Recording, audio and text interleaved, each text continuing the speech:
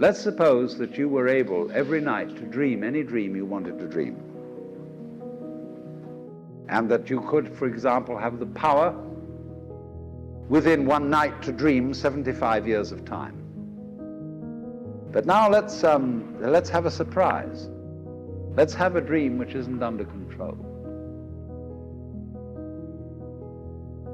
And then you would get more and more adventurous, and you would make further and further out gambles as to what you would dream. And finally, you would dream where you are now.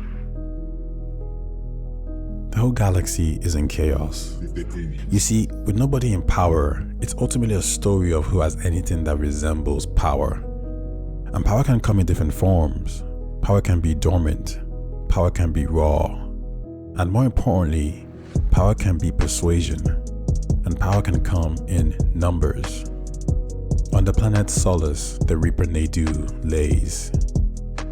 Here we find the last protein, Javik, and the Outcast. You see, Javik seeks to bring back the protein empire by re-engineering the previous harvested cycle. So DNA and technology is taken from the defeated Reaper for this sole purpose. And while he understands this cycle system of governance was better than the previous, than his cycle, while he respects what this cycle was able to achieve, while he respects Commander Shepard isn't here. And Shepard doesn't overrule an entire species. So he coerces Solarians, makes alliances with the Vulture, the Yarg to re-engineer his people back, to bring back the protein empire in all its glory, to replace whatever existed, or whatever is still trying to exist. The Quarians join too. But it's not betrayal, because there's nothing to betray in the first place.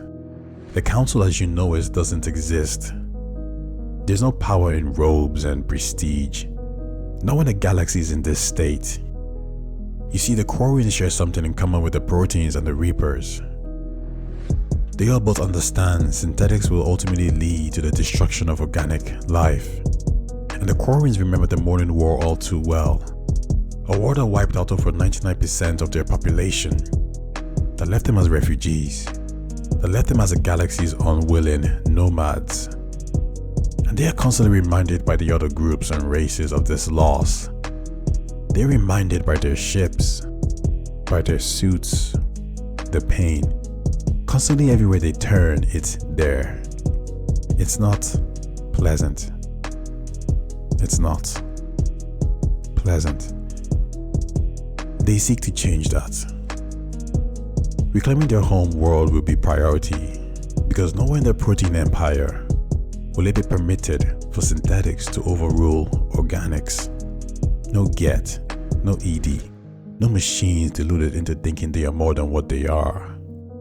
Misplaced codes, malfunctioning robots. To the Quarians, that's attractive. More attractive than what the Citadel Council offered. More attractive than what Shepard could offer. Empathy and the willingness to right in their own eyes a wrong. Because in the protein empire, all are equal, all are protein. The Vulture, the Quarians, the Yarg will be valued, and everyone gathered here on this day, here on Fort, will be protein. The Quarians do not exist anymore, just the proteins. And the ones that reject this, in protein fashion, will be exterminated. The rest will comply. Because when faced with destruction and annihilation, they all tend to comply. They always comply. The idea, however, is not unique to Javik. The Reapers fancied themselves more or less efficient, but the Leviathan survived, the Protein survived, and who's to say other races didn't? They seek a reemergence too. So things are starting to get a little bit crowded. And we know what happens when resources and land becomes an issue. The enemy of my enemy is my friend. And that's how Javik and the Outcasts became best friends. The galaxy is in chaos, but a larger threat looms. The Reapers were not the first race to engage in a wipeout of life on this scale, and the Leviathans were not the first apex race either. Dr. Liara Tassoni recognizes anomalies in the galaxy, and she's fully aware that a new threat that surpasses the Reapers is present. There are too many holes in the creation of the relays, planets in orbits where they shouldn't be, stars with no rhyme or reason to formation, ancient relics that do more than what they seem, vibrations in time and space. Dissecting the Reapers poses more questions. Questions upon questions. Dr. Liara Tassoni seeks answers to these questions. Questions upon questions. She finds herself on a planet. Planets in orbits where they shouldn't be. There she finds a momentum. She smiles. But somewhere below, a tomb molded to perfection that predates the Leviathans. And what lays there is neither really organic nor synthetic. It's something more. And due to specific circumstances, due to multiple events spanning multiple galaxies, the entity awakes, and it doesn't seek the claim of the first apex race, because even the Leviathans bow down to the creators. Bienvenido, Jaardan. Let's suppose that you were able every night to dream any dream you wanted to dream.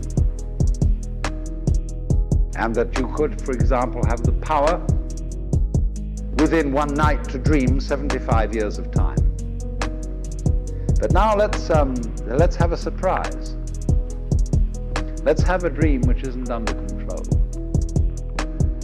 And then you would get more and more adventurous, and you would make further and further out gambles as to what you would dream. And finally, you would dream where you are now.